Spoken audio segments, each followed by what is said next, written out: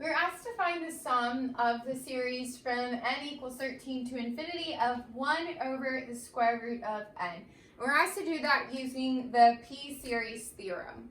And so the P-Series Theorem says if we have a sum of the form 1 over n to the p, it converges if and only if p is greater than 1. So we're going to use the power of n to decide whether or not this series converges.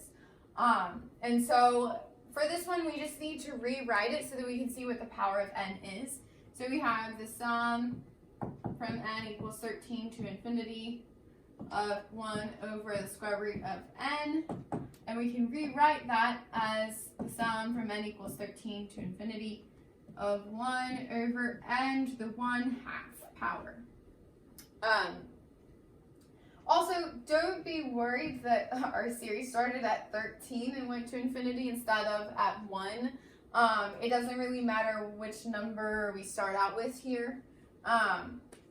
We're just deciding whether or not this converges. And that's not going to change depending on whatever our first n is.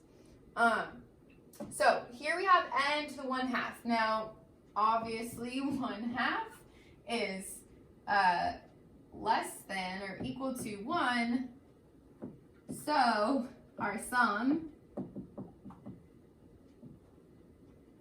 1 over root n does not converge, and we'll say that this is by the negation of the P-Series Theorem.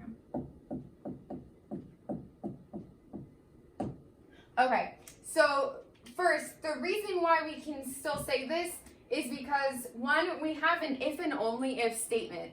That means these two ideas are equivalent. This converging is equivalent to p being greater than 1. Second, to talk about negation, that means if this does not converge, this does not converge if and only if p is less than or equal to 1.